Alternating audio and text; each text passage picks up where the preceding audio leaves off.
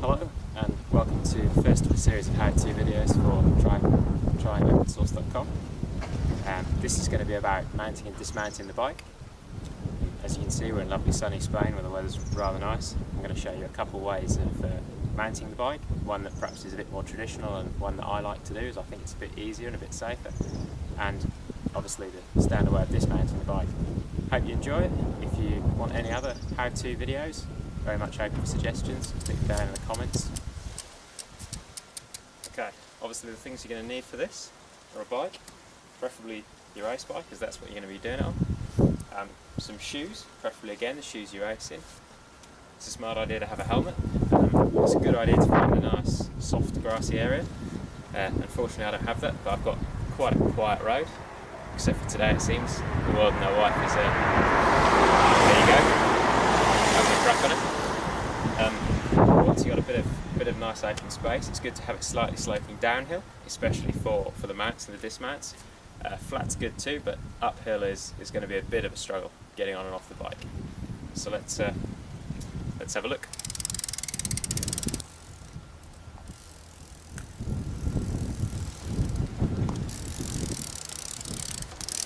So we're going to begin with the dismount, as it's a bit easier than the mount, and you can do it standalone. You don't necessarily need to do the mount, obviously, as you come out of T1 to do the dismount when you come back in for T2.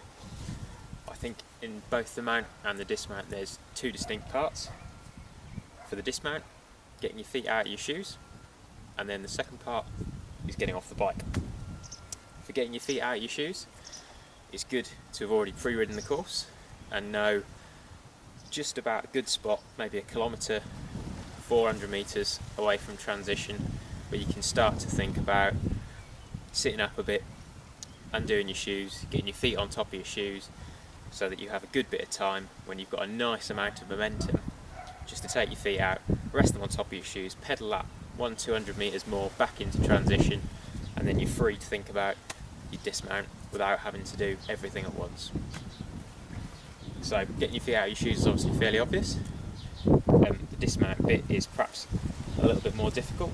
So for this, what the aim is to come off, for me, on the non-drive side of the bike, because I'm going to have my feet waving about here as I get off the bike, and if you're doing that on the drive side, you've got the chainring to worry about. You don't want to be getting a nice spiky chainring in your foot. So I always aim to lift my right foot, off the pedal, swing it round over the back of the bike. As the bike's still rolling, I'll have both hands on the bars. I'll bring my right leg between my left leg and the frame, and I'll be holding the bars and waiting for the dismount line with my foot ready. And then as I dismount, I'll roll onto that foot, pull the other foot off, and move my hand up onto the saddle and run with it like that. Hopefully it's going to look a little bit like this.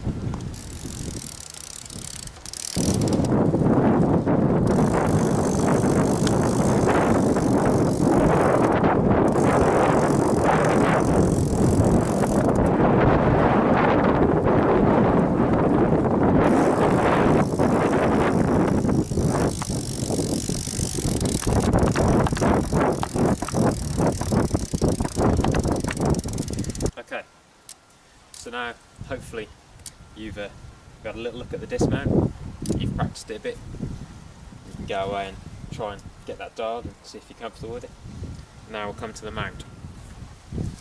I'll run you through it nice and slowly at first, and the first method I'm going to do is the way I like to do, which I think is a little bit slower, but it's certainly easier for people that haven't come from, say, a cyclocross or a mountain biking background than it used to do before you mount.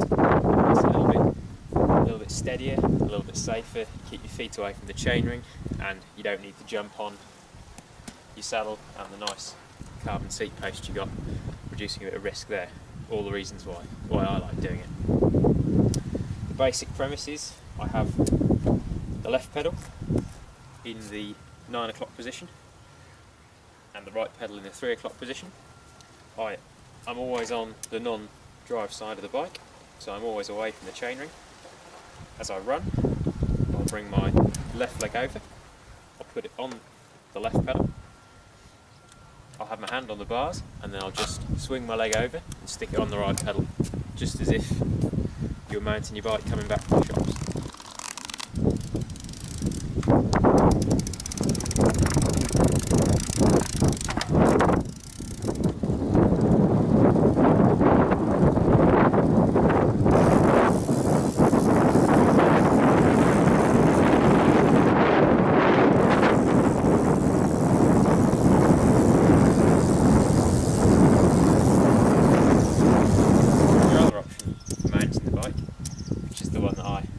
Really suck at, as I never practice it, is to start with your pedals the opposite way around to the one before.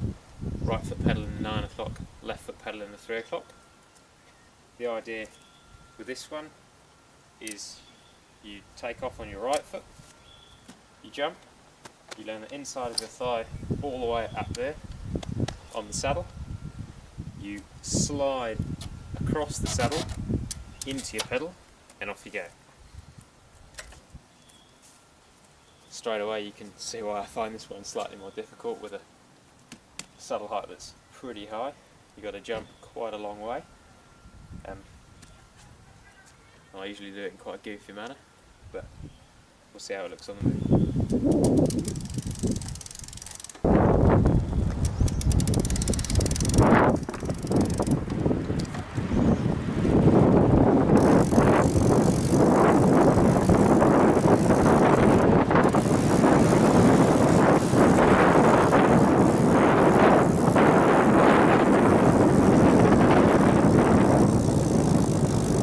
The other piece of the puzzle with mounting the bike is what to do with your shoes in the first transition. Unfortunately, most transitions don't feature a palm tree or the sea in the background, but I'm sure you'll manage to get by without.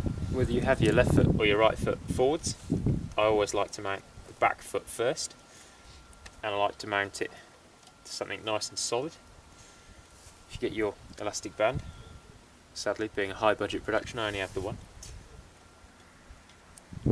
loop it around the bike if you can.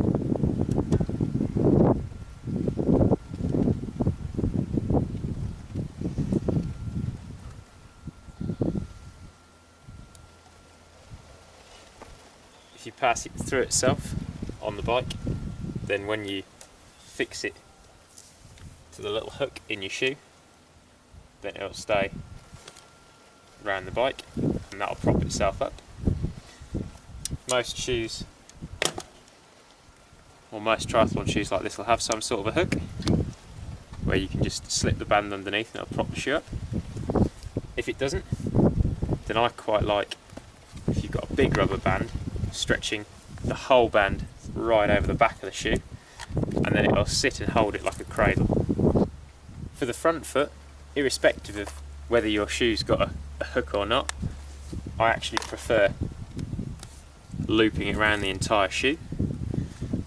Lots of people I see like to loop it to the front derailleur. I don't like looping it to the front derailleur because it's basically a mechanical spring, and if you've got quite a strong elastic band, you might sort of pull it over a bit or get the elastic band caught up in the front derailleur, which will get caught in the chain and then stuck in the rear cassette.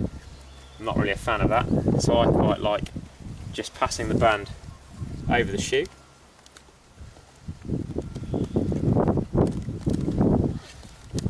over the pedal, onto the crank, pull it to the back of the crank,